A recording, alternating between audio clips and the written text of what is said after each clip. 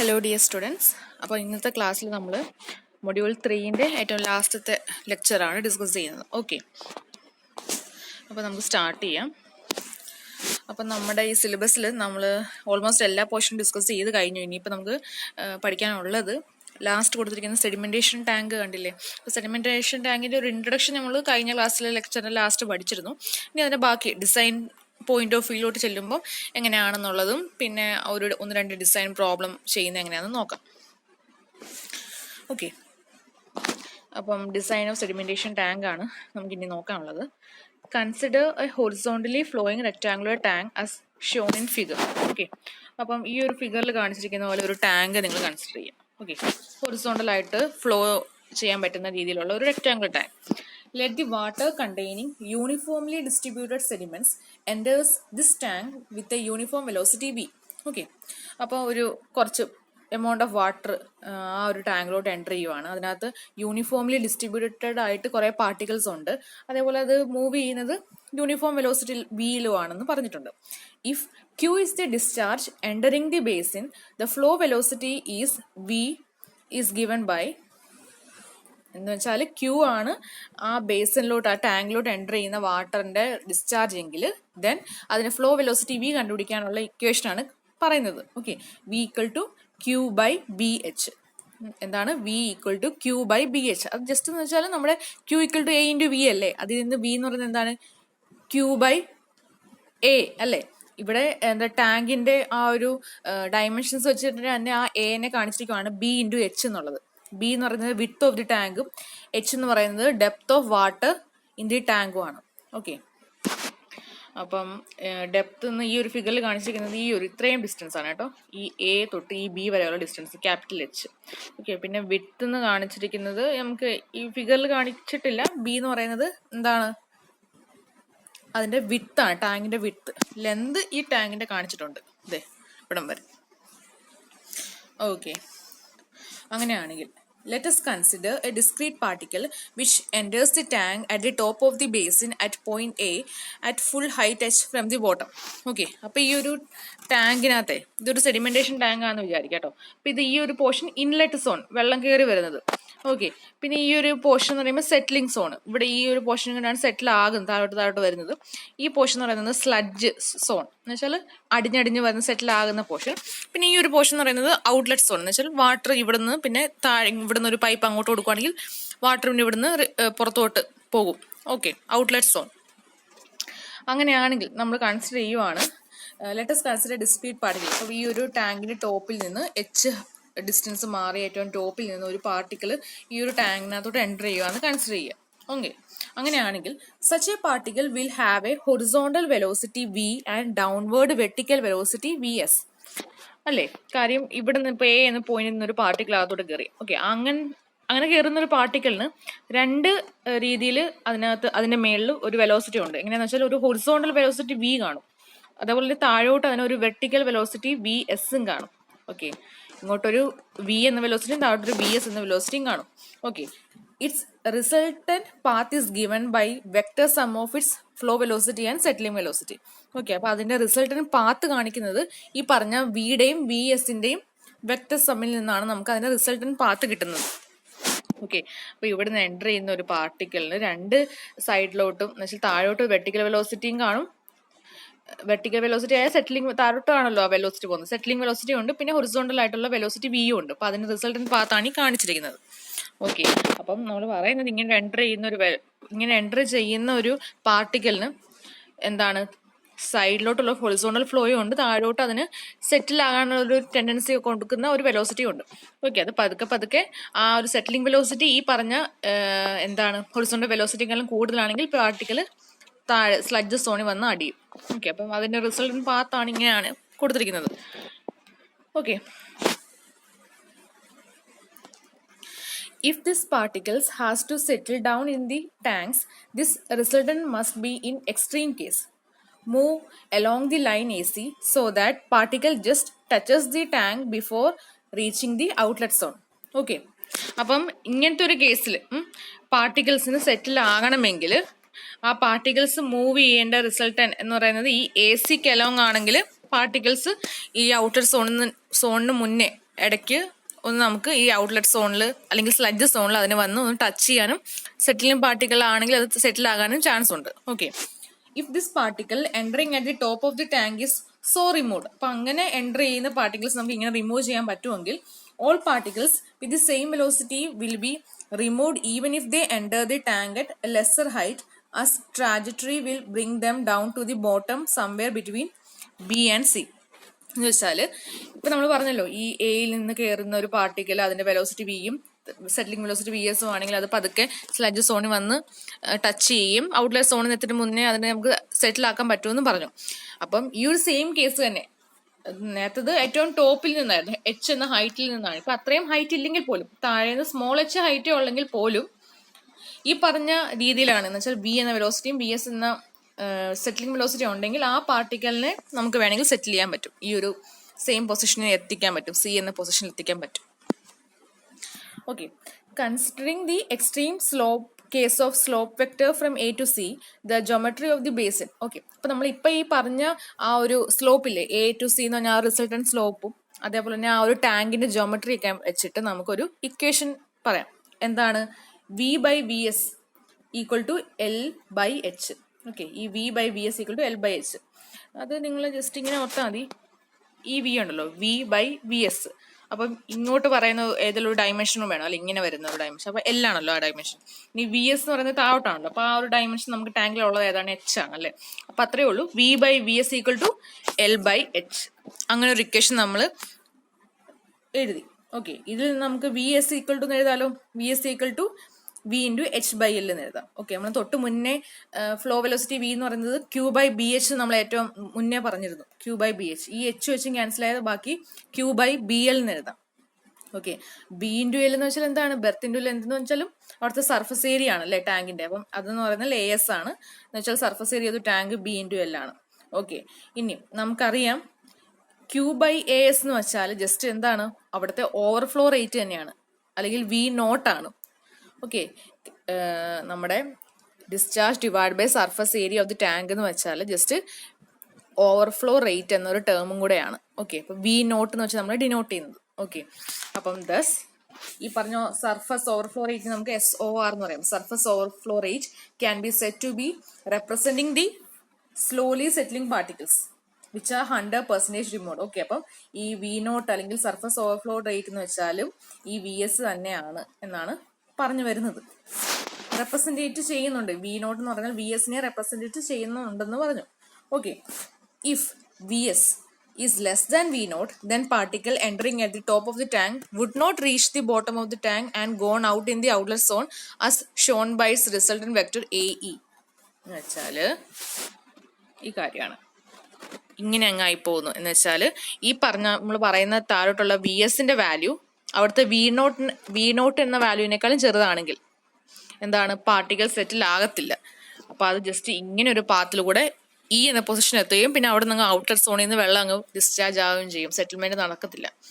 Okay, അതുകൊണ്ട് conclusion എന്താണ്? ഇപ്പൊ ഇത്രയും പറഞ്ഞതിൽ എന്താണ് മനസ്സിലായത്? All particles having VS greater than or equal to V naught will settle down and be removed entirely. Okay, അപ്പം VSന്റെ വാല്യൂ ഒന്നെങ്കിൽ V നോട്ടിനോട് ഈക്വൽ ആയിരിക്കണം, അല്ലെങ്കിൽ V നോട്ടിനേക്കാളും കൂടുതലായിരിക്കണം. എന്നാൽ മാത്രമേ ആ പാർട്ടിക്കൽ സെറ്റിൽ ആകത്തുള്ളൂ. Okay, but VS should be greater than or equal to V naught so that the particles can settle properly. Okay. അപ്പോൾ അതായിരുന്നു ആ ഒരു എന്താണ് സെഡിമെന്റേഷൻ ടാങ്കിന്റെ ഡിസൈനിന്റെ ഒരു ചെറിയൊരു ഇൻട്രൊഡക്ഷൻ. ഓക്കെ, ഇനി ഒന്ന് രണ്ട് ടേംസ് ഉണ്ട്, അതെന്തൊക്കെയാന്ന് നോക്കണം. അപ്പം നമ്മൾ ഡിറ്റൻഷൻ പീരീഡ് എന്നൊക്കെ നമ്മൾ പല പ്രാവശ്യമായിട്ട് പല ചേമ്പേഴ്സും, ഗ്രിഡ് ചേമ്പറും ഡെട്രിറ്റസ് ചേമ്പറിന്റെ ഒക്കെ കാര്യത്തിൽ പറഞ്ഞിരുന്നു. അതിന്റെ ചെറിയൊരു ഡെഫിനിഷനാണ്. Okay, detention period small T എന്ന് വെച്ചാൽ of a settling tank may be defined as the average theoretical time required for the water to flow through tank length. Okay, is the average theoretical time required for the water to flow through the tank length. അപ്പൊ ആ ഒരു ടാങ്കിനൊരു length കാണുമല്ലോ, മൊത്തത്തിലൊരു L എന്നൊരു value കാണും അല്ലേ. ആ L എന്ന അത്രയും ലെന്തിൽ മൂവ് ചെയ്യാൻ ആ വാട്ടറിന് എന്തുമാത്രം ടൈം, തിയററ്റിക്കലായിട്ട് ടൈം എടുക്കും, അതിനെയാണ് നമ്മൾ ഡിറ്റൻഷൻ പീരീഡ് എന്ന് ഡിഫൈൻ ചെയ്യുന്നത്. ഇനി ഇതിനെ വേറൊരു രീതിയിൽ പറയാം. It is a time which would be required by the flow of water to fill the tank if there were no outflows എന്ന് വെച്ചാൽ ആ ടാങ്കിൽ നിന്ന് പുറത്തോട്ട് വെള്ളം ഒന്നും പോകുന്നില്ലെന്ന് വെച്ചോ. ഓക്കെ, അപ്പം ആ ടാങ്ക് മൊത്തത്തിൽ ഫില്ലാകാൻ വേണ്ടി എന്തുമാത്രം ടൈം എടുക്കും, അങ്ങനെ നമുക്ക് വേണേൽ ഡിഫൈൻ ചെയ്യാം. ഇനി വേറൊരു രീതിയിൽ ഡിഫൈൻ ചെയ്യാം. അതെന്താണെന്ന് വെച്ചാൽ it is the average time for which the water is detained in the tank. Okay, അപ്പം അങ്ങനെ വേണേൽ പറയാം എത്ര നേരമാണ് ഒരു ബാച്ച് ഓഫ് വാട്ടർ ഒരു ടാങ്കിനുള്ളിൽ നമ്മൾ ഡീറ്റെയിൻ ചെയ്യുന്നത്, ആ ഒരു ടൈമിനെയും നമുക്ക് വേണമെങ്കിൽ ഡിറ്റൻഷൻ പീരീഡ് സ്മോൾ ടി എന്ന് പറയാം. ഓക്കെ, അപ്പോൾ ഈ പറഞ്ഞ ഡിറ്റൻഷൻ പീരീഡ് എന്ന് വെച്ചാൽ is the ratio of volume of basin അല്ലെങ്കിൽ volume of tank to the rate of flow അല്ലെങ്കിൽ ഡിസ്ചാർജ്. ഓക്കെ, അപ്പം V/Q ആണ് എന്ത് detention period small T. Okay, അതാണ് ഈ കാണിച്ചിരിക്കുന്നത് detention time small T for a rectangular tank. ഇപ്പോൾ rectangular tank ആകുമ്പോൾ എന്താണ് വോളിയം ബൈ ഡിസ്ചാർജ്. റെക്ടാങ്കുലർ ടാങ്കിന്റെ വോളിയം എന്താണ് B/L/H ഡിവൈഡ് ബൈ Q ചെയ്താൽ നമുക്ക് റെക്ടാങ്കുലർ ടാങ്കിന്റെ ഡിറ്റൻഷൻ ടൈം കാണാം. ഇനി സർക്കുലർ ടാങ്ക് ആണെങ്കിൽ അതിനൊരു ഇക്വേഷൻ ഉണ്ട്, ഇത് അങ്ങ് പഠിക്കണം. D², അതിന്റെ ടോപ്പിലത്തെ വോളിയം ഓഫ് ടാങ്കിനുള്ള ഒരു ഇക്വേഷൻ ആണ് D² 0.011D plus 0.785H close ചെയ്യുക ബ്രാക്കറ്റ് ഡിവൈഡ് ബൈ Q ചെയ്യുമ്പോൾ നമുക്ക് എന്ത് കിട്ടും, സർക്കുലർ ടാങ്കിന് ഡിറ്റൻഷൻ ടൈം കണ്ടുപിടിക്കാനുള്ള ഇക്വേഷൻ കിട്ടും.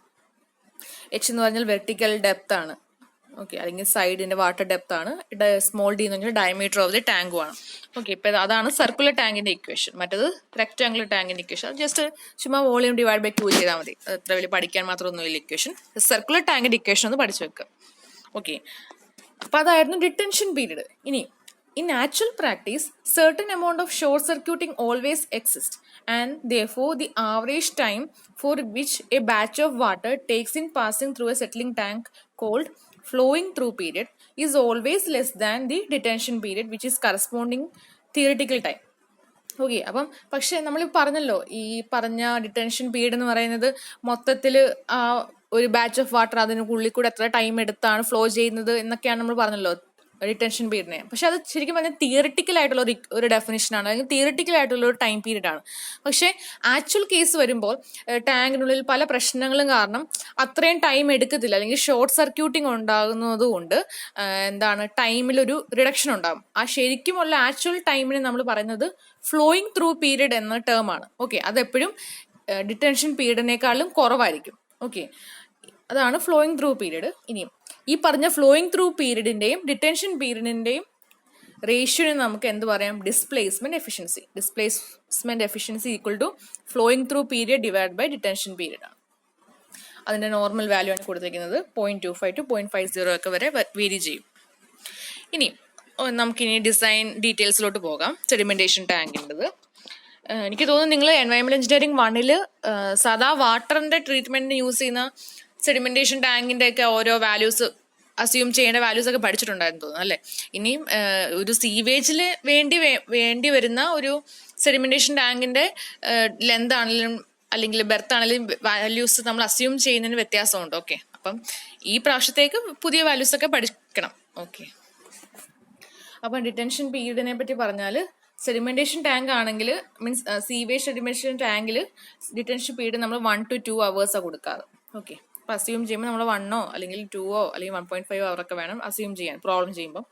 വെലോസിറ്റി ഓഫ് ഫ്ലോ എന്ന് പറയുന്നത് 0.3 മീറ്റർ പെർ മിനിറ്റ് ആണ് നമ്മൾ വെലോസിറ്റി പറയുന്നത്. ഇനി ലെന്തിനെ പറ്റി പറഞ്ഞാൽ length should not exceed 5 times the width. Okay, അതേപോലെ വിഡ്ത്ത് എന്ന് പറഞ്ഞാൽ 6 meter മാക്സിമം, അതിൽ കൂടുതൽ പോകണ്ട. 7.5 meter മാക്സിമം വേണേൽ നമുക്ക് 7.5 പറയാം, അതിലും കൂടാൻ പാടില്ല. ഇനി സർക്കുലർ ടാങ്ക് ആണെങ്കിൽ അതിന്റെ ഡയമീറ്റർ നമ്മൾ നോട്ട് ഗ്രേറ്റർ ദാൻ 60 meter ആണ് കൊടുക്കാറ്. ജനറലി 20 to 40 meter ഒക്കെ കൊടുക്കാം.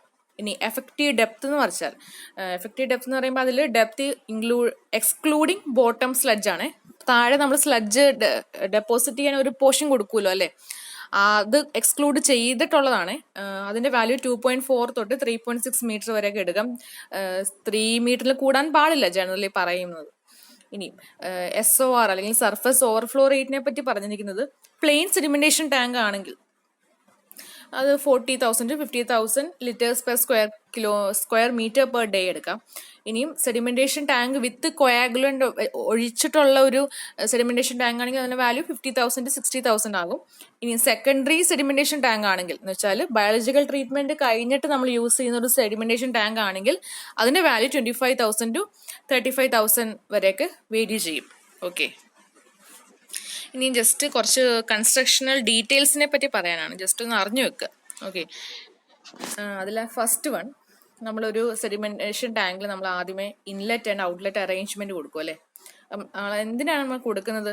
ആ ഇൻലെറ്റ് കൂടെ ആയിരിക്കും വെള്ളം അകത്തോട്ട് കയറുന്നത്, ഔട്ട്ലെറ്റ് കൂടെ ആയിരിക്കും വെള്ളം പുറത്തു പോകുന്നത്. അപ്പോൾ അത് അറേഞ്ച്മെന്റ് കൊടുക്കുമ്പോഴും അധികം പ്രശ്നങ്ങളൊന്നും ഇല്ലാത്ത രീതിയിൽ കറക്റ്റായിട്ട് സെറ്റിൽമെന്റ് നടക്കാൻ പറ്റുന്ന രീതിയിൽ വേണം കൊടുക്കാൻ. ഓക്കെ, അപ്പം in order to reduce short circuiting and to distribute the flow uniformly, okay, flow uniformly കിട്ടാനും ഷോർട്ട് സർക്യൂട്ടിങ് ഒന്നും അധികം ഉണ്ടായിരിക്കാനും proper arrangement must be made for smooth entry of water. A most suitable type of an inlet for a rectangular settling tank is the form of a channel extending to full width of tank with a submerged weir type baffle wall. Okay, അപ്പം ഏറ്റവും suitable type of inlet arrangement എന്ന് വെച്ചാൽ ആ ഒരു ടാങ്കിന്റെ full വിത്തും extend ചെയ്യുന്ന രീതിയിൽ ഒരു ചാനൽ കൊടുക്കുക, ഇൻലെറ്റ് ചാനൽ കൊടുക്കുക. ഓക്കെ, എന്നിട്ട് അതിന്റെ കൂടെ തന്നെ ഒരു സബ്മേർജ്ഡ് ആയിട്ടുള്ള എന്ന് വെച്ചാൽ ഇങ്ങനെ സബ്മേർജ് ആയിട്ടിരിക്കുന്ന ഒരു വിയർ ടൈപ്പ് ബാഫിൾ വോളും കൊടുക്കുന്ന നല്ലതായിരിക്കും. അപ്പം ഇങ്ങനെ വാട്ടർ വരുമ്പോൾ, വാട്ടർ നല്ല ഫോഴ്സിൽ ഇങ്ങനെ വരുവാണെങ്കിലും ഈ ഒരു പോർഷൻ വരുമ്പോൾ ഇങ്ങനെ എന്താണ് ഒരു യൂണിഫോം ആയിട്ടൊരു ഫ്ലോ ഇങ്ങോട്ട് ചുറ്റുമ്പോൾ യൂണിഫോം ഫ്ലോ കിട്ടാനുള്ള ഒരു ചാൻസ് ഈ ഒരു ബാഫിൾ വോൾ കൊടുക്കുന്നതുകൊണ്ട് നമുക്ക് കിട്ടും. ഓക്കെ, ഇതേപോലെ തന്നെയാണ് ഔട്ട്ലെറ്റിലോട്ട് പുറത്തോട്ട് പോകുമ്പോഴും എന്താണ് അതിന്റെ മുന്നേ ആയിട്ട് ഒരു ബാഫിൾ വോൾ നമ്മൾ കൊടുക്കും. അപ്പം ആ ഒരു ഫ്ലോ യൂണിഫോമിൽ പോകാൻ നമുക്ക് ഹെൽപ്പ് ചെയ്യും. ഓക്കെ, അതാണ് ഇവിടെ പറഞ്ഞിരിക്കുന്നത്. A similar type of outlet arrangement is also used these days. It consist of an outlet channel extending for full width of tank and receiving the water after it has passed over a weir. ഒരു baffle wall wear pass ചെയ്തിട്ടായിരിക്കും ഈ പറഞ്ഞ ചാനലിലോട്ട് എത്തുന്നത്. Okay, ഇനിയും അടുത്തത് ബാഫിൾസിനെ പറ്റി പറഞ്ഞാൽ baffles are required to prevent the movement of organic matter and its escape along with the effluent. Okay, അപ്പം ബാഫിൾസ് നമ്മൾ സാധാരണ കൊടുക്കുന്നത് ഈ ഓർഗാനിക് മാറ്റർ ഒക്കെ ഉണ്ടല്ലോ സെറ്റിൽ ചെയ്യാൻ പറ്റുന്നത്, അതൊക്കെ അതിന്റെ മൂവ്മെന്റിനെ പ്രിവെന്റ് ചെയ്യാനും എഫ്ലുവന്റിന്റെ കൂടെ എന്ന് വെച്ചാൽ ആ സെഡിമെന്റേഷൻ ടാങ്കിൽ നിന്ന് പുറത്തു പോകുന്ന വെള്ളത്തിന് നമ്മൾ എഫ്ലുവന്റ് എന്നാണല്ലോ പറയുന്നത്. അപ്പോൾ എഫ്ലുവന്റിൽ നിന്ന് അത് എസ്കേപ്പ് ആയി പോകുന്നതും തടയാൻ വേണ്ടിയാണ് നമ്മൾ ബാഫിൾസ് കൊടുക്കുന്നത്. And to distribute the sewage uniformly through the cross section of the tank and thus to avoid short circuiting. Okay, both inlets and outlets are therefore protected by hanging baffles. Okay, അപ്പം inlet സോണും ഈ പറഞ്ഞ inlet ആയിട്ടുള്ള അറേഞ്ച്മെന്റും outlet അറേഞ്ച്മെന്റ്സും ഈ കൊടുക്കുന്ന ഹാങ്ങിങ് ആയിട്ടുള്ള baffles വെച്ച് protect ചെയ്യാം നമുക്ക്. അപ്പോൾ 0 to 90 സെന്റിമീറ്റർ വരെയാക്കി നമുക്ക് കൊടുക്കുന്നത്, ഫ്രണ്ടിൽ കൊടുക്കുന്നത്. സബ്മേർജ്ഡ് ആയിട്ടുള്ളതാണെങ്കിൽ നമുക്കത് 45 to 60 സെന്റിമീറ്റർ വരെയുള്ള കൊടുക്കാം. Some other arrangement of placing baffles may be designed, but it should not be too complicated. Okay, അപ്പം നമുക്ക് ഇതിന്റെ അറേഞ്ച്മെന്റ് ഹാങ്ങിങ് ആയിട്ട് കൊടുക്കാം, അല്ലെങ്കിൽ നമുക്ക് ഇങ്ങനെ സബ്മേർജ്ഡ് ആയിട്ട് വേണം കൊടുക്കാം. ഇത് കൂടാതെ വേറെ ഏതെങ്കിലും അറേഞ്ച്മെന്റ്സ് കൊടുക്കാം. അത് ആ മൊത്തത്തിൽ അതിന്റെ ഒരു ഡിസൈനിനെ കോംപ്ലിക്കേറ്റഡ് ആകാത്ത രീതിയിൽ വേണം നമുക്ക് ഈ പറഞ്ഞ ബാഫിൾസ് പ്ലേസ് ചെയ്യാം. ഇനി അടുത്തത് സ്കിമ്മിങ് ട്രഫ്. നമ്മൾ ഈ മൊഡ്യൂളിൽ തന്നെ സ്കിമ്മിങ് ടാങ്ക് പഠിച്ചിരുന്നു അല്ലെ, ഒരു സെപ്പറേറ്റ് സ്കിമ്മിങ് ടാങ്കിനെ പറ്റി പഠിച്ചിരുന്നു. ഓക്കെ, അപ്പൊ സെറ്റിലിംഗ് ടാങ്കിൽ എന്തിനാണ് സ്കിമ്മിങ് ടാങ്ക് എന്ന് നോക്കാം, അല്ലെങ്കിൽ സ്കിമ്മിങ് ട്രഫ് എന്ന് നോക്കാം. When the amount of oils and greasy matter present in a sewage is small, it is generally uneconomical to provide a separate skimming tank. In such cases, a scum trough is generally provided in the sedimentation tank itself near its outlet end. Okay, എന്താണ് നമ്മൾ ഈ waste വാട്ടറിനകത്ത് ഉള്ള ഓയിലോ ഗ്രീസിന്റെ amount കുറവാണെങ്കിൽ നമ്മൾ വേറെ separate ഒരു skimming tank കൊടുക്കുക എന്ന് പറയുന്നത് മൊത്തത്തിൽ അൺഎക്കണോമിക്കലായിരിക്കും. കാര്യം നമുക്ക് അത്രയും ഓയിലോ ഗ്രീസോ ഇല്ല അത് കളക്ട് ചെയ്യാൻ. അപ്പം എന്താ എടുക്കുന്നത് വെച്ചാൽ നമ്മൾ ഈ സെഡിമെന്റേഷൻ ടാങ്കിന് ഉള്ളിൽ തന്നെ നമ്മൾ ചെറിയൊരു ഈ ഓയിലും ഗ്രീസും കളക്ട് ചെയ്യാൻ പറ്റുന്ന രീതിയിലൊരു സ്കിമ്മിങ് ട്രഫ് അല്ലെങ്കിൽ സ്കം ട്രഫ് നമ്മൾ കൊടുക്കും. അത് ഔട്ട്ലെറ്റ് സോണിന്റെ അടുത്തായിട്ടായിരിക്കും കൊടുക്കാറ്. Okay, in manually operated tanks, the skimming that float to the surface may be pushed into the trough by squeezes with hand, whereas in mechanically operated tank, the skimmings may be pushed by same scraper blades which collects the sludge while moving along the bottom and push the skimmings into the end trough when they move near the surface along with the endless chain to which they are attached. എന്ന് വെച്ചാൽ skimming trough കൊടുക്കുമെന്ന് പറഞ്ഞല്ലോ. ഇനിയും ആ ഒരു sedimentation tank manually operate ചെയ്യുന്നതാണെങ്കിൽ മേളിൽ വരുന്ന ഒരു സ്കിമ്മിങ്ങിനെ നമുക്ക് കൈ കൊണ്ടോ അല്ലെങ്കിൽ ചെറിയ എന്തെങ്കിലും സാധനം കൊണ്ടോ ആ ഒരു സ്കിമ്മിങ് ട്രഫിലോട്ട് വേണമെങ്കിൽ ആ ഓയിലിനെ ഗ്രീസിനെ നമുക്ക് മാറ്റാം. ഇനി മെക്കാനിക്കലി ഓപ്പറേറ്റ് ചെയ്യുന്ന ടാങ്ക് ആണെങ്കിൽ അതിന് അതിൻ്റെതായ ഒരു സ്ക്രാപ്പർ ബ്ലേഡ് കാണും. അപ്പം അത് പതുക്കെ ഈ പൊങ്ങി വന്നിരിക്കുന്ന റൈസ് ചെയ്തിരിക്കുന്ന സ്കിമ്മിങ്സിനെ ആ ടാങ്കിലോട്ട് മാറ്റിക്കോളും. അത്രേ ഉള്ളൂ. ഇനിയും ഈ പറഞ്ഞ സെഡിമെന്റേഷൻ ടാങ്കിന്റെ ക്ലീനിങ്ങിനെ പറ്റി പറഞ്ഞാൽ, ക്ലീനിങ് ആൻഡ് സ്ലഡ്ജ് റിമൂവലിനെ പറ്റി പറഞ്ഞാൽ, the suspended organic solids contain in sewage settle down at the bottom of the sedimentation tank and have to be remove periodically. Okay, അപ്പോൾ എന്താണ് സെഡിമെന്റേഷൻ ടാങ്കിന്റെ ഉപയോഗം എന്തായിരുന്നു? സീവേജിനുള്ളിലുള്ള ഓർഗാനിക് ആയിട്ടുള്ള സസ്പെൻഡഡ് മാറ്റേഴ്സിനെ സെറ്റിൽ ചെയ്യിക്കുക എന്നുള്ളതാണ്. ഓക്കെ, അപ്പം ഇങ്ങനെ ഇപ്പോൾ സെറ്റിൽ ആയ പാർട്ടിക്കിൾസ് ഉണ്ടല്ലോ, അതിനെ നമുക്ക് താഴെ നിന്ന് പീരിയോഡിക്കലി റിമൂവ് ചെയ്യണം. The removal of the deposited sludge before it becomes stale and septic is necessary, not only because it reduces the capacity of the tank and its detention period, but also it leads to evacuation of foul gases formed due to anaerobic decomposition of the settled organic matter. അപ്പോൾ ഈ അടിഞ്ഞ സ്ലഡ്ജിനെ remove ചെയ്യണം, ഇല്ലെങ്കിൽ എന്തൊക്കെ പ്രശ്നം വരുന്നത്? ഒന്ന്, ആ ടാങ്കിന്റെ കപ്പാസിറ്റി കുറയും. രണ്ടാമത്തത്, അതിന് ഡിറ്റൻഷൻ പീരീഡ് കുറയും. മൂന്നാമത്തത്, ആ ടാങ്കിനുള്ളിൽ നിന്ന് ഫൗൾ ഗ്യാസസ് പുറത്തോട്ട് വരും. കാര്യം അതിനകത്ത് ഒരു സെപ്റ്റിക് ആയിട്ടുള്ള ഒരു സെപ്റ്റിക് കണ്ടീഷനായി, അപ്പോൾ ആനറോബിക് ഡികമ്പോസിഷൻ നടക്കുന്നതുകൊണ്ട് ഫൗൾ ഗ്യാസസ് ഉണ്ടാവും. അപ്പം ഈ എല്ലാ പ്രശ്നം കാരണം നമ്മൾ പീരിയോഡിക്കലി കറക്റ്റായിട്ട് അടിഞ്ഞ സ്ലഡ്ജിനെ റിമൂവ് ചെയ്യണം. Okay, the sedimentation tank are therefore cleaned from time to time at frequent intervals, either manually or they are provided with mechanical arrangement for cleaning. Okay, manually ചെയ്യാം, അല്ലെങ്കിൽ മെക്കാനിക്കലി അറേഞ്ച്മെന്റ് ഉള്ള sedimentation ടാങ്കും ഉണ്ട്. In manual cleaning, the tank is first of all put out of service.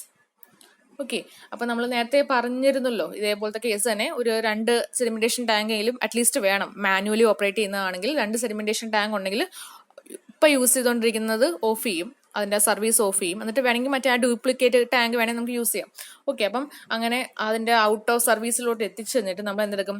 അങ്ങോട്ട് വരുന്ന സീവേജിന് സപ്ലൈയും stop ചെയ്യും. എന്നിട്ട് എന്താണ്, already അതിനകത്തുള്ള സീവേജിനെ നമ്മൾ ഡ്രെയിൻ ചെയ്യും, വെള്ളത്തിനെ ഡ്രെയിൻ ചെയ്ത് മാറ്റും. ഓക്കെ, ബാക്കി അടിഞ്ഞ സ്ലഡ്ജിനെ നമ്മൾ ഒന്ന് സ്റ്റിയർ ചെയ്തിട്ട്, എന്ന് വെച്ചാൽ ഒന്ന് വെള്ളത്തിലൊന്ന് ഇളക്കി എടുത്തിട്ട്, അപ്പോൾ സ്ലറി പോലെ ഉണ്ടാവും അല്ലേ, അതിനെ നമ്മൾ സെപ്പറേറ്റ് പൈപ്പ് കൊടുത്ത് പുറത്തോട്ട് എത്തിക്കും, ടാങ്കിനെ പുറത്തോട്ട് എത്തിക്കും. ഇനി ഈ റിമൂവ് ചെയ്ത സ്ലഡ്ജിനെ വേണമെങ്കിൽ നമുക്കൊരു സ്ലഡ്ജ് ഡൈജഷൻ ടാങ്ക് എന്നൊരു പോർഷൻ ഉണ്ട്, സ്ലഡ്ജിനെ ഡീകമ്പോസ് ചെയ്യാൻ വേണ്ടിയുള്ള, അങ്ങോട്ട് കൊടുക്കുകയും പിന്നെ ബാക്കി ആ സ്ലഡ്ജിന്റെ ട്രീറ്റ്മെന്റ് നടത്താം നമുക്ക്. ഓക്കെ, ഇനി ഒരു മോഡേൺ സെഡിമെന്റേഷൻ ടാങ്കിൽ ഇപ്പം എന്താണ്, മെക്കാനിക്കൽ ക്ലീനിങ് ഡിവൈസസ് ഉണ്ടല്ലേ. അപ്പം എന്താണ്, ഈ പറഞ്ഞ സ്ലഡ്ജിനെ നമുക്ക് സ്ക്രാപ്പർ ബ്ലേഡ് ഒക്കെ വെച്ചിട്ട് താഴെ അവർ ഇൻലെറ്റ് എൻഡിന്റെ സൈഡിൽ തന്നെ ഒരു താഴെ ഒരു ഹൂപ്പർ കൊടുത്തിട്ടുണ്ടായിരിക്കും. ആ ഹൂപ്പറിലൂടെ വേണമെങ്കിൽ നമുക്ക് സ്ലഡ്ജിനെ എല്ലാം കൂടെ ഈ സ്ക്രാപ്പർ ബ്ലേഡ് വെച്ച് കൊണ്ടുവരാം. ഓക്കെ, അങ്ങനെ എന്നിട്ട് അവിടെ കൊണ്ട് എത്തിച്ചു കഴിഞ്ഞാൽ പിന്നെ നമുക്ക് താഴെ പൈപ്പ് കൊടുത്തിട്ടുണ്ടായിരിക്കും, ആ പൈപ്പിൽ കൂടെ നമുക്ക് പുറത്തോട്ട് കൊണ്ടുവരാം. ഓക്കെ, അപ്പോൾ ഇത് ഡെയിലിയോ അല്ലെങ്കിൽ നമുക്ക് ഇങ്ങനെ ഒരു ഇന്റർവൽ കൊടുത്തിട്ടുണ്ടെങ്കിൽ ആ ഇന്റർവൽ അനുസരിച്ചായിരിക്കും ഈ ഒരു ഓപ്പറേഷൻ നടക്കുന്നത്. അപ്പം ഇങ്ങനെ ഒരു ഓപ്പറേഷൻ മെക്കാനിക്കലി ഉള്ളതുകൊണ്ട് പിന്നെ നമുക്ക് ആ ഒരു ടാങ്കിന്റെ മറ്റ് സെഡിമെന്റേഷൻ സെറ്റിൽ ചെയ്യുന്ന ഒരു ഓപ്പറേഷൻ സ്റ്റോപ്പ് ചെയ്യേണ്ടി വരുന്നില്ല. The scrapper can work either continuously or at any desired interval of time. Okay, ഇനി സിമിലർലി ഇനി സർക്കുലർ ടാങ്ക് ആണെങ്കിൽ ദ സ്ലഡ്ജ് സ്ക്രാപ്പ് ചെയ്ത് നമ്മൾ സെന്ററിലോട്ട് കൊണ്ടുവരും, എന്നിട്ട് അതിനെ റിമൂവ് ചെയ്യാണ് ചെയ്യുന്നത്. Okay, for tank without mechanical sludge removing equipment and additional minimum depth of about 0.8 to 1.2 meters should be provided for storage of settled matter and is called sludge zone. Okay, അപ്പം sedimentation ടാങ്കിനകത്ത് mechanical ആയിട്ടുള്ള cleaning നടക്കാത്ത tank ആണെങ്കിൽ, എന്ന് വെച്ചാൽ manual cleaning നടക്കുന്ന tank ആണെങ്കിൽ അവിടെ നമ്മൾ ഈ സെറ്റിൽ ചെയ്യുമല്ലോ അല്ലേ, ഈ പാർട്ടിക്കിൾസ് സെറ്റിൽ ചെയ്യുമല്ലോ, അപ്പം അതിന് കുറച്ച് ഡെപ്ത് വേണ്ടി വരും അല്ലേ. അപ്പം നമ്മൾ ടാങ്ക് ഡിസൈൻ ചെയ്യുമ്പം വേറൊരു സെപ്പറേറ്റ് 0.8 തൊട്ട് 1.2 മീറ്റർ ഡെപ്ത് വരുന്ന ഒരു സ്ലഡ്ജ് സോണും കൂടെ താഴെ കൊടുക്കണം. കാര്യം മാനുവലി ക്ലീൻഡ് ആവുമ്പോൾ കുറച്ച് ഡെപ്തിൽ വന്നു കഴിഞ്ഞ് പിന്നെ നമ്മൾ മൊത്തത്തിൽ സ്റ്റോപ്പ് ചെയ്തിട്ടാണല്ലോ മാറ്റുന്നത്. അപ്പോൾ അത്രയും കൂടെ ഡെപ്ത് വെള്ളത്തിന് അല്ലാതെ ഒരു 3 മീറ്റർ കൊടുക്കുകയാണെങ്കിൽ ബാക്കി താഴെ ഒരു 1.8 മീറ്റർ അല്ലെങ്കിൽ 1.2 മീറ്റർ നമ്മൾ സ്ലഡ്ജ് സോണിന് കൊടുക്കണം. അതും കൂടെ ഡിസൈൻ ചെയ്യുമ്പം ഓർക്കണം, പ്രോബ്ലം അനുസരിച്ചിരിക്കും. ഓക്കെ, അപ്പോൾ നമുക്ക് ഫസ്റ്റ് പ്രോബ്ലം നോക്കാം. Design A suitable rectangular sedimentation tank provided with mechanical cleaning equipment ഉള്ളതാണ് for treating the sewage from a city, provided with an assured public water supply system with a maximum daily demand of 12 million liters per day. Assume suitable values of detention period, velocity of flow, make any other assumption wherever needed. Okay, അപ്പം just ഇത്രയേ പറഞ്ഞിട്ടുള്ളൂ.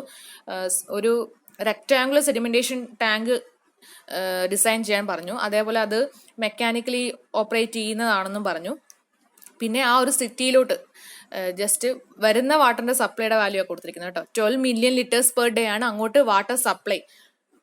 Okay, അത്രേ തന്നിട്ടുള്ളൂ, ബാക്കി എല്ലാം assume ചെയ്യാൻ പറഞ്ഞു. അപ്പം നമുക്ക് സീവേജിന്റെ എമൗണ്ടാണ് വേണ്ടത്, അത് തന്നിട്ടില്ല. അപ്പം നമ്മൾ അതിനെ പഠിച്ചിട്ടുണ്ട്, മൊഡ്യൂൾ 1 പഠിച്ചിട്ടുണ്ട്. എന്താണ്? Assuming that 80% of water supplied to the city becomes sewage, we have the quantity of sewage required to be treated per day.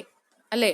നമ്മൾ എന്താണ് അസ്യൂം ചെയ്യുന്നത്? 70 തൊട്ട് 85% ആണ് വാട്ടർ സപ്ലൈ ചെയ്തതിൽ നിന്ന് സീവേജ് ആയി മാറുന്നു എന്ന് നമ്മൾ പഠിച്ചിട്ടുണ്ട് അല്ലേ? അപ്പം നമ്മളിവിടെ 80% അങ്ങ് അസ്യൂം ചെയ്തു. അപ്പം എന്താണ്? 0.8 ഇൻറ്റു 12 മില്യൺ ലിറ്റേഴ്സ് ചെയ്താൽ അവിടെ ഉണ്ടാകുന്ന സീവേജിന്റെ ക്വാണ്ടിറ്റി എത്രയാണ്? 9.6 മില്യൺ ലിറ്റേഴ്സ് ആണ് പെർ ഡേ ഉണ്ടാകുന്നത്. അങ്ങനെയാണെങ്കിൽ അടുത്ത എന്താണ്? ഡിറ്റൻഷൻ പീരീഡ് അസ്യൂം ചെയ്യാൻ പറഞ്ഞിട്ടുണ്ട് അല്ലേ? നമ്മൾ 2 hours അങ്ങ് അസ്യൂം ചെയ്തെന്ന് വിചാരിക്കുക. അങ്ങനെയാണെങ്കിൽ ആ 2 hours കൊണ്ട് എന്തുമാത്രം ക്വാണ്ടിറ്റി ഓഫ് സീവേജിനെ ട്രീറ്റ് ചെയ്യണം എന്നുള്ളത് കണ്ടുപിടിക്കണം അല്ലേ? Quantity of sewage to be treated in 2 hours. ആ കിട്ടുന്ന വാല്യൂ എന്ന് പറയുന്നത് ആ ഒരു നമ്മൾ കൊടുക്കാൻ പോകുന്ന ടാങ്കിന്റെ കപ്പാസിറ്റി ആയിരിക്കും കിട്ടുന്നത്.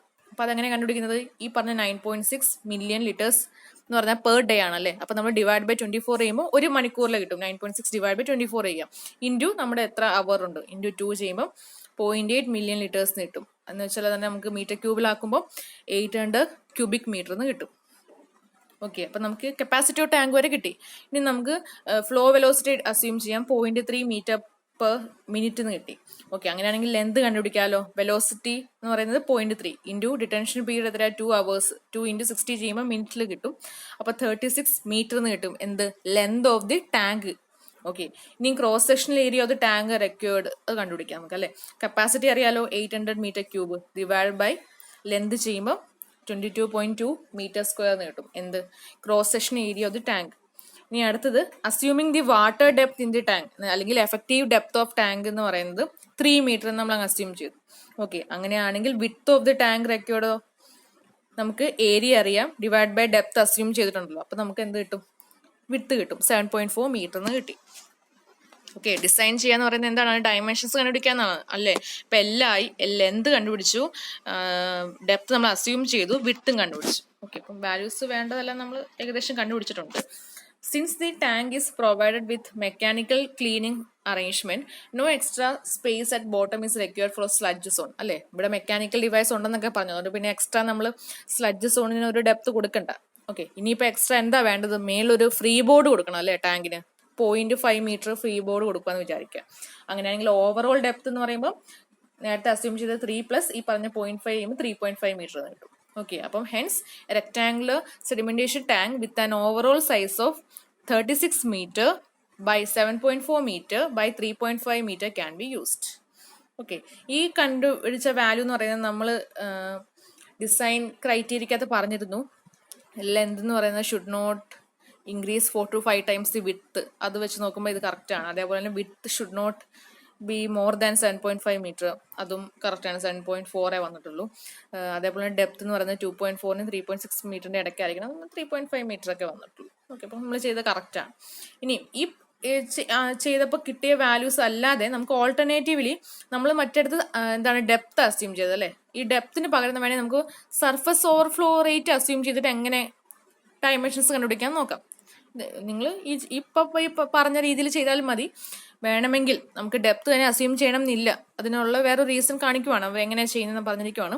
ഓവർഫ്ലോ റേറ്റ് നമ്മളൊരു 40,000 litres per square metre per day assume ചെയ്തു. എന്ന് വെച്ചാൽ ക്യൂ ബൈ ബി എല്ലിന്റെ വാല്യൂ നമ്മൾ അസ്യൂം ചെയ്തു. ക്യൂവിന്റെ വാല്യൂ നമുക്ക് അറിയാം, അതിനെ നമ്മൾ ലിറ്റേഴ്സ് പെർ ഡേയിൽ എഴുതി. അങ്ങനെയാണെങ്കിൽ ബി എൽ എന്ന് പറഞ്ഞാൽ ക്യൂ ബൈ ഈ പറഞ്ഞ വാല്യൂ ആണ്.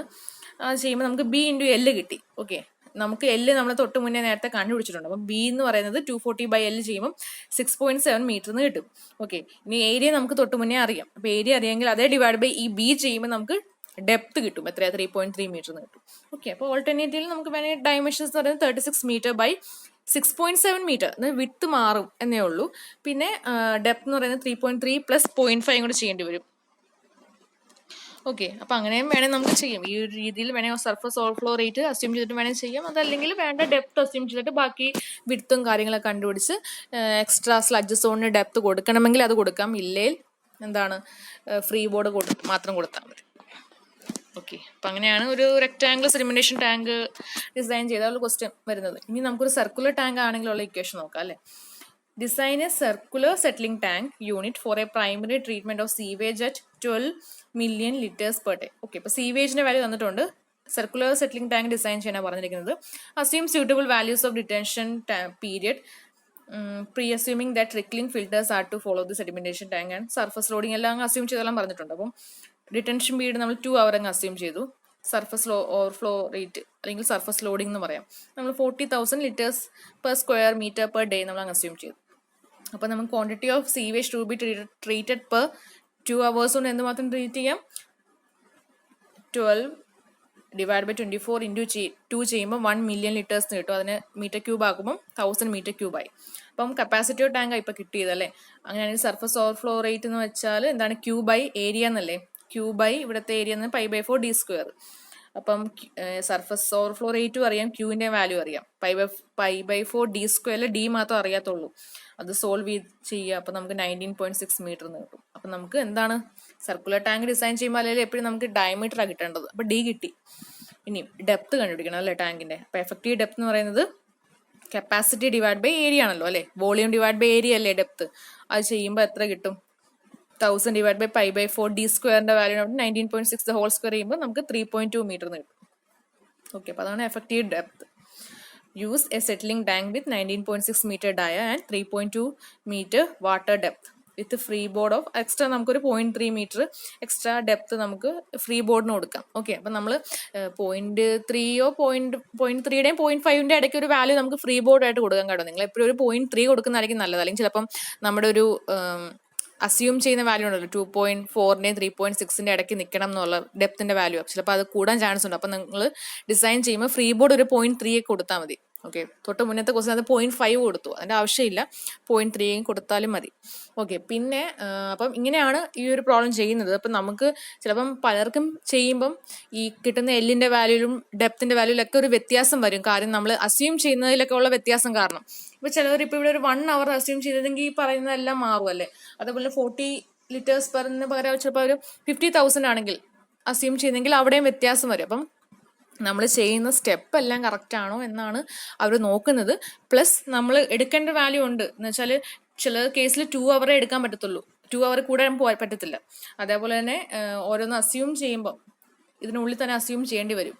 അപ്പം അതനുസരിച്ച് വാല്യൂല് ചെറിയൊരു വ്യത്യാസം വരും. അപ്പം നമ്മൾ അസ്യൂം ചെയ്യേണ്ട വാല്യൂ എങ്ങനെയൊക്കെയാണെന്നുള്ളത് പഠിച്ചു വെക്കുക. എന്നിട്ട് പ്രോബ്ലം വരുമ്പോൾ അത് അസ്യൂം ചെയ്ത് കറക്റ്റ് കിട്ടുന്നുണ്ടോ ഇല്ലോ നോക്കുക. കറക്റ്റ് ഒരു ആൻസർ എന്ന് പറയുന്ന ഡിസൈൻ ഇല്ലല്ലോ. നിങ്ങൾ ഇത്രയും നമ്മൾ കുറേ നിങ്ങൾ സ്റ്റീൽ സ്ട്രക്ചേഴ്സിൻ്റെയും കോൺക്രീറ്റിൻ്റെ ഒക്കെ ഡിസൈൻ പഠിച്ചിട്ടുണ്ട്. അപ്പം നമുക്ക് കറക്റ്റ് ഒരു വാല്യൂ ആയിരിക്കില്ല. ഇപ്പം എക്സാമിന് ഉദ്ദേശിക്കുന്ന വാല്യൂ ആയിരിക്കില്ല നമുക്ക് കിട്ടുന്നത്. പക്ഷെ നമ്മൾ അസ്യൂം ചെയ്തെല്ലാം കറക്റ്റ് ആണെങ്കിൽ നമുക്ക് ആ ഫുൾ മാർക്ക് കിട്ടാൻ നമുക്ക് കിട്ടും. ഓക്കെ, കാര്യം ഇക്വേഷൻസ് എല്ലാം കറക്റ്റ് ആണോന്നും ഇപ്പം വിത്ത് അസ്യൂം ചെയ്താൽ ഡെപ്ത് കണ്ടുപിടിക്കാനുള്ള ഇക്വേഷൻ ആ കുട്ടിക്ക് അറിയാമോ ഇല്ലയോ എന്നായിരിക്കും ചെക്ക് ചെയ്യുന്നത്. അപ്പം കറക്റ്റായിട്ട് നമ്മൾ 2-3 പ്രോബ്ലം, ഒരു റെക്റ്റാങ്കുലർ ടാങ്കിൻ്റെയും ഒരു സർക്കുലർ ടാങ്കിൻ്റെയും പ്രോബ്ലം പല പ്രാവശ്യം ഒന്ന് പഠിച്ച് 2-3 ടെസ്റ്റ് നോക്കി പഠിച്ചാൽ നമുക്ക് സോൾവ് ചെയ്യാവുന്നേ ഉള്ളൂ. ഓക്കെ, എനിക്ക് തോന്നുന്നു ഞാൻ ഈ കൊടുത്തിരിക്കുന്നത് ഗാർഗിൻ ടെസ്റ്റിൻ്റെ ക്വസ്റ്റൻസ് ആണെന്ന് തോന്നുന്നു. അപ്പം നിങ്ങൾ ഇനിയും പുൻമയുടെ ടെസ്റ്റിലെ ഡിസൈൻ പ്രോബ്ലംസ് നോക്കുക കേട്ടോ. നമുക്ക് എല്ലാ പ്രോബ്ലവും വീഡിയോ ലെക്ചറിൽ പറഞ്ഞു പോയാൽ ഒത്തിരി സമയം എടുക്കും, വീഡിയോയുടെ ലെന്തും കൂടും. അപ്പം നിങ്ങൾ തന്നെ ഈ ഒരു പ്രോബ്ലം മനസ്സിലായെങ്കിൽ പിന്നെ വേറൊരു പ്രോബ്ലം എടുത്ത് നോക്കാന്നേ ഉള്ളൂ അല്ലേ. അത് നോക്കി പഠിക്കുക. ഓക്കെ, അപ്പം ഇന്നത്തെ ക്ലാസ്സിൽ ഇത്രയേ ഉള്ളൂ. എന്തെങ്കിലും ഡൗട്ട് ഉണ്ടെങ്കിൽ ചോദിക്കുക. പ്ലസ് ലെക്ചർ നോട്ട് എഴുതുക, പ്രോബ്ലംസ് മസ്റ്റായിട്ട് എഴുതണം.